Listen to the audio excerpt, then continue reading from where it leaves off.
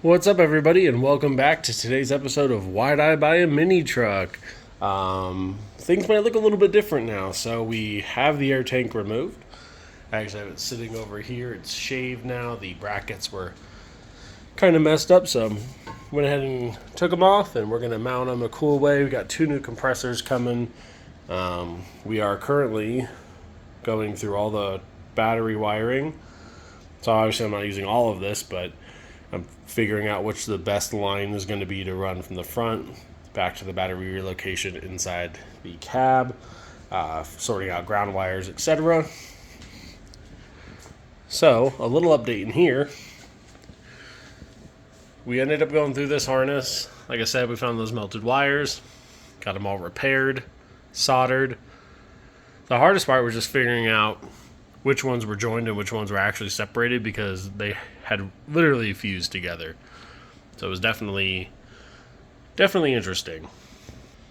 Over here on this side of the truck, we still have to go through the fuse box down here at the bottom, connect that pink wire, and figure out the power supply for that. We do have the door poppers routed through, so we're going to get those adjusted and hooked up. So we're pretty solid here in the dash. This weekend we're going to be going through and setting up the battery and making sure everything works. I did go ahead and put a protective loom on here, and this will be secured.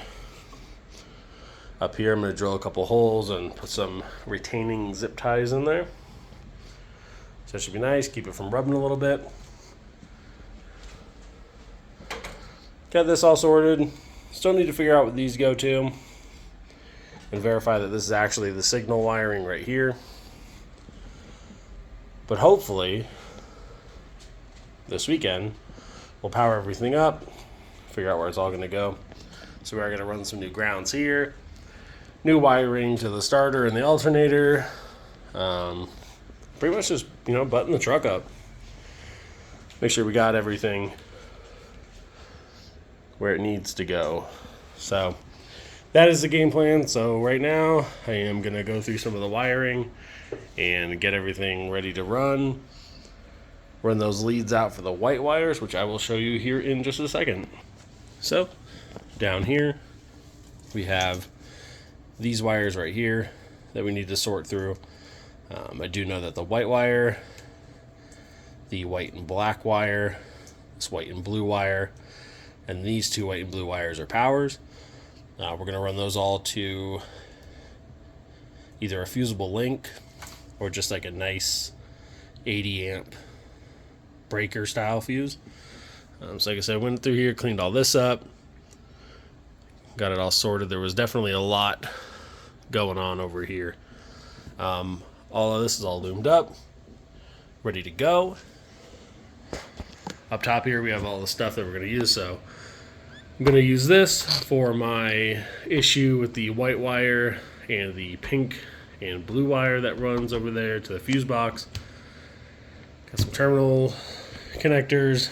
We're going to go ahead and use this 60 amp for those white ones.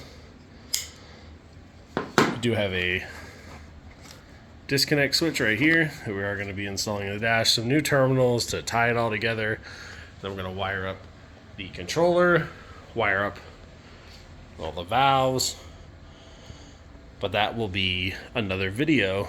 So for now, this is where we're at. I'll have an update later on this evening once I get a few more things buttoned up. I did have the air suspension temporarily rigged up so I could move the truck around a little. So that was definitely fun. So stay tuned to see what else we got going on. This thing has been both a blessing and a curse, but it is definitely going to be a super fun project when we are all done. So hopefully stick around, and who knows, maybe you'll run into a situation that I'm going through currently that you need to fix for, and I might have it.